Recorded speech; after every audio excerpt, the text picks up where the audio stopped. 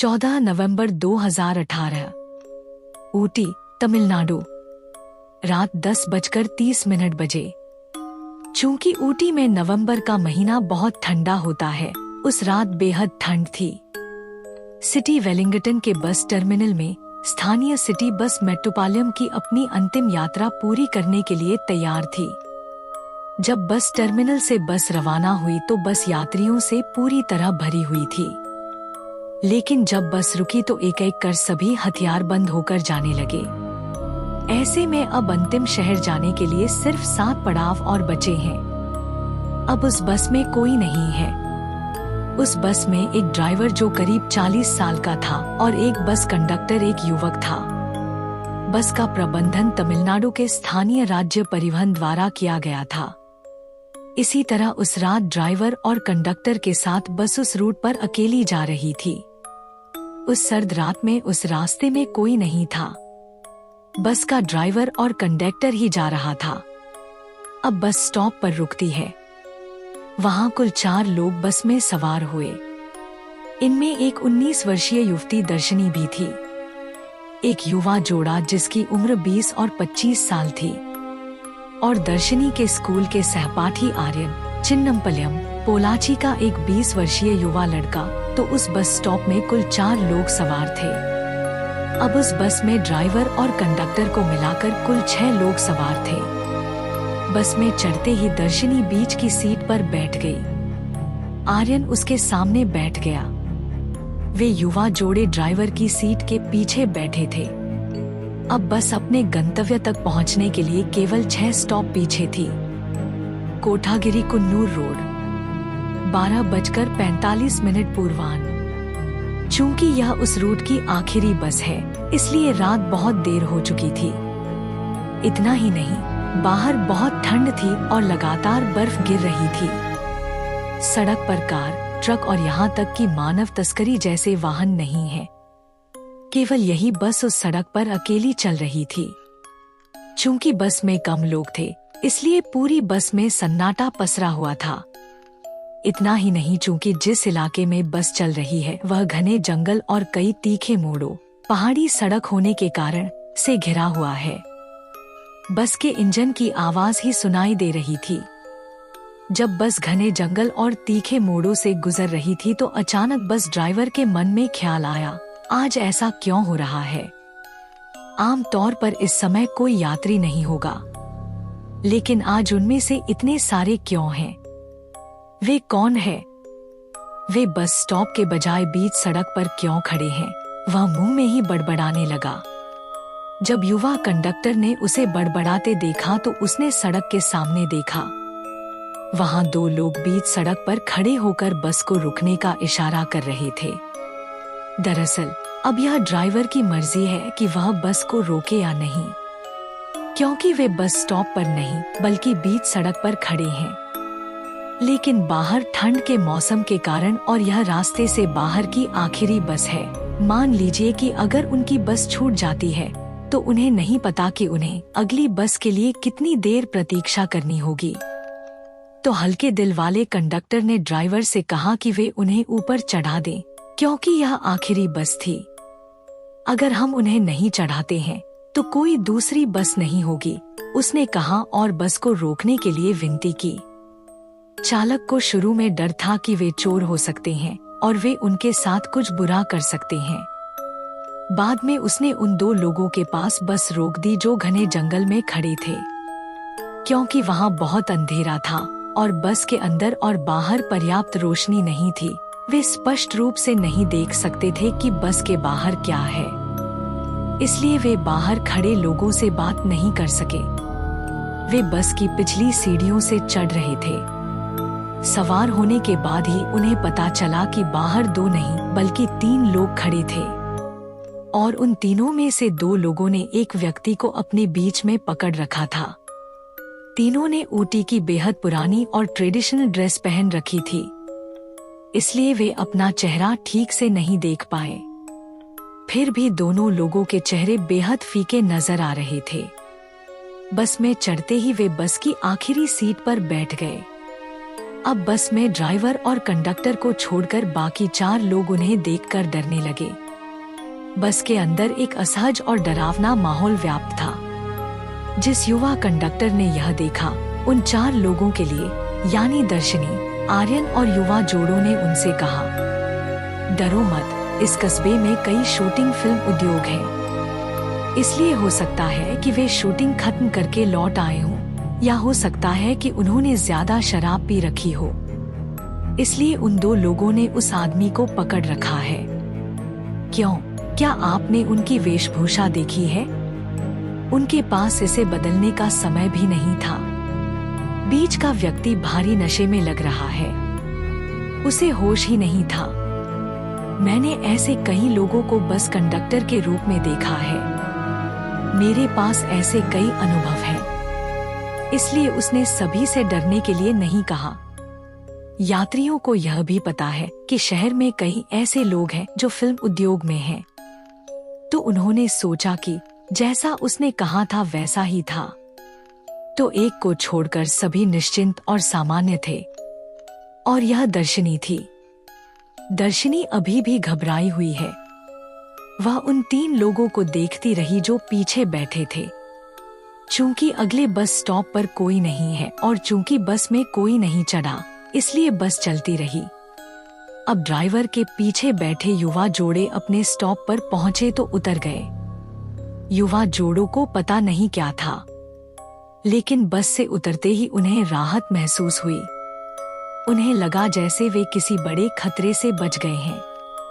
जिस बस ने उन्हें उतारा, अब ड्राइवर, लेडी कंडक्टर और दर्शनी, उनके सामने आर्यन बैठा था और वो 3 लोग जो बस की आखिरी सीट पर बैठे थे। अब बस में वे ही थे। जब वह बस जा रही थी तो अचानक स्वरा उठ खड़ी हुई और आर्यन को देखा जो उसके सामने था, और कुछ पागलों की तरह चिल्लाने लगा। उसने उससे पूछा, आर्यन, मुझे सच बताओ, जब आप बस में चढ़े तो आपने मेरा पर्स ले लिया या नहीं? मेरा पर्स गायब है दा। आपको इसे ले जाना चाहिए था। और उससे अपना पर्स वापस करने को कहा। अचंभित आर्यन ने कहा, हे दर्शनी, मैं आपका पर्स कैसे ले सकता हूँ? क्या तुम पागल हो? मैं आपके सामने बैठा हूँ, मैं इसे कैसे ले सकता हूँ?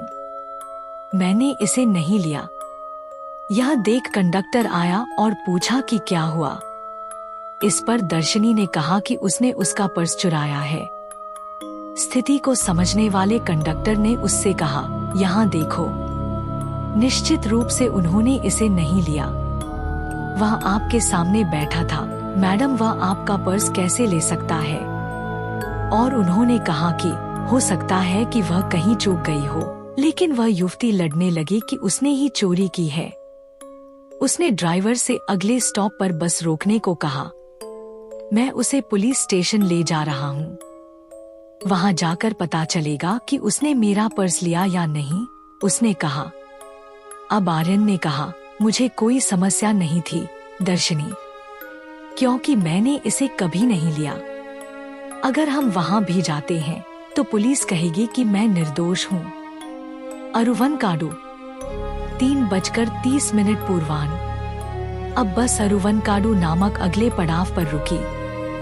दरवाजा खुलता है और दर्शनी और आर्यन दोनों नीचे उतर गए। बस का दरवाजा बंद हो गया और बस जाने लगी। दर्शनी लगातार बस को देख रही थी। जब बस उसकी नजरों से ओझल हो गई, तभी उसे राहत महसूस हुई और उसने गहरी सांस ली। आर्यन, जो कि दर्शनी के साथ सड़क पर खड़ा था, यह देखकर बहुत गुस्सा हो गया। उसने लड़की से पूछा, हे दर्शनी, तुम यहाँ क्यों खड़े हो? और थाने चलने को कहा। दर्शनी ने कहा कि वे पुलिस के पास नहीं जा रहे हैं। तब आर्यन ने पूछा कि क्या वह सच में पागल है। उसने उससे पूछा, यह मेरे लिए आखिरी बस है, मैं होमटाउन कैसे जा सकता हूँ? क्या आप नहीं जानते, आपको मुझे धन्यवाद देना चाहिए, मैंने तुम्हारी जान बचाई। दर्शनी ने आर्यन से कहा। यह सुनकर आर्यन भ्रमित हो जाता है। क्या आपने मेरी जान बचाई। तुम क्या कह रहे हो? मैं समझ नहीं पाया। दर्शनी, युवक ने कहा। उसके लिए महिला ने कहा, अरियान। वो 3 लोग जो बीच रास्ते में बस में चढ़े, वो इंसान नहीं है। तुम क्या कह रहे हो? अरियान से पूछा। हाँ, उनके आने के बाद से मुझे अपनी शंका थी। मुझे लग रहा था कि कुछ गलत था, इसलिए मैंने मुड़कर उन्हें लगातार देखा। तभी अचानक बस में हवा का झोंका आ गया और उनके कपड़े थोड़े ऊपर उठे हुए थे। उस समय मैंने उन्हें देखा, उनके पैर नहीं हैं। पहले मैंने सोचा कि यह कोई कल्पना या भ्रम होगा, लेकिन फिर जब मैंने इसे ध्यान से देखा तभी मुझे पता चला कि यह कोई इंसान नहीं है, यह कुछ और है। दर्शनी की यह बात सुनकर आर्यन बुरी तरह चौंक गया और तनाव में आ गया। यह निश्चित रूप से केवल भूत थे। मैंने न सिर्फ अपनी बल्कि आपकी जान बचाने के लिए कहा कि मेरा पर्स गायब है और आप ही ले गए, और हम अगले स्टॉप पर यह कहकर उतर गए कि हम थाने जा रहे हैं। तो कोई भी हम पर और सबसे महत्वपूर्ण उन 3 लोगों पर शक नहीं करेगा। जन्नी और आदित्य के बाद आप हमारे स्कूल के दिनों में मेरे सबसे करीबी दोस्तों में से एक हैं। इसलिए केवल मैंने तुम्हें बचाया, क्योंकि मैं एक अनमोल आत्मा को खोना नहीं चाहती थी, दर्शनी ने कहा। और आर्यन ने तुरंत क्या कहा, तो आप बस के चालक दल के सदस्य को बता सकते थे, हम उन्हें भी बचा सकते थे, दर्शनी। उसके लिए दर्शनी ने कहा, मैंने उस कंडक्टर आर्यन को पहले ही बता दिया था, लेकिन जब मैंने कहा तो उसने कहा कि यह मेरा भ्रम था, और उसने यह भी कहा कि मुझे डरना नहीं चाहिए। अब आर्यन ने उससे पूछा, ठीक है, हम अब क्या कर सकते हैं? दर्शनी ने कहा, अरियान, हम पुलिस स्टेशन जा सकते हैं। दोनों जो कुछ हुआ था उसे बताने के लिए दोनों थाने गए। जब वे थाने गए तो उन्होंने पूरी घटना की जानकारी दी, लेकिन कौन सी पुलिस उनकी बताई कहानी पर विश्वास करेगी? इसलिए उन्होंने रिपोर्ट दर्ज नहीं की, बल्कि उन्होंने कहा कि वे इसकी देखभाल करेंगे और उन्हें उनके घर भेज दिया। आर्यन और दर्शनी दोनों घर चले गए। 15 नवंबर 2018। अब अगले दिन 15 नवंबर 2018 की सुबह वेलिंगटन में बस टर्मिनल के अधिकारियों ने देखा कि बस अपने गंतव्य तक नहीं पहुंची। इतना ही नहीं, बस को आखिरी बार तब देखा गया था जब वह गंतव्य से 4 स्टॉप पहले थी। उसके बाद बस को किसी ने नहीं देखा। उन्होंने वेलिंगटन पुलिस स्टेशन में एक आधिकारिक शिकायत दर्ज की कि बस और चालक दल के सदस्य गायब थे, तो उन्होंने सभी थानों को बस के क्रॉस होने की सूचना दी। इस तरह 14 नवंबर की रात सूचना उस थाने में आई जहां दर्शनी और आर्यन ने शिकायत की। तुरंत पुलिस अधिकारी ने दोनों को बुलाया और उस रात जो हुआ उसका बयान दर्ज किया। उसके बाद यह खबर पूरे ऊटी में फैलने लगी। दर्शनी और आर्यन ने मैगजीन को इंटरव्यू देना शुरू किया। ये उस दिन के अखबारों की सुर्खियां थी। अफवाहों ने कहा कि बस को टेलीपोर्ट किया गया था, लेकिन अगले दिन यानी घटना के 2 दिन बाद बस का ठिकाना मिल गया। जहां से बस मिली थी उस जगह से 85 किलोमीटर दूर जहां महिला और युवक दोनों उतरे थे, यानी विपरीत दिशा में जहां बस वास्तव में जाना चाहती है, और वह भी भवानी नदी में डूबी हुई स्थिति में मिली। साथ ही उस बस में 5 लाशें भी थीं। उन्होंने तुरंत बस को नदी से बाहर निकाल लिया। अब डॉक्टर, पुलिस और अन्य लोग थे। 5 शवों को बस से बाहर निकाला गया। यह देख वहां खड़े सभी लोग हैरान रह गए। क्यों? क्योंकि उन 5 लाशों में से सिर्फ ड्राइवर और कंडक्टर की लाशें ही सही थी और सामान्य, लेकिन उन तीनों लोगों के शव बेहद सड़ीगली हालत में थे, यानी कई दिनों तक एक ही दिन में जैसे छोड़ दिया गया था। 20 अक्टूबर 2022, चिन्नमपल्लम, पोलाची, 8:30 पूर्वाह्न। ठीक है, अब इस घटना के बारे में डिकोड करते हैं। आर्यन ने अपने दोस्तों दिनेश, रोहन, वर्षा, आदित्य और राहुल थारुन से कहा। आर्यन द्वारा अपनी कहानी समाप्त करने के बाद वे बुरी तरह चौंक गए और डर गए। कुछ सेकंड बाद आर्यन ने जारी रखा, वास्तव में यह एक सच्ची कहानी नहीं थी दा। यह एक शहरी किंवदंती की कहानी थी। अब राहत महसूस कर रहे रोहन ने उससे पूछा, ओह, क्या यह एक शहरी किंवदंती की कहानी है? समझा। शहरी किंवदंती कहानी क्या है?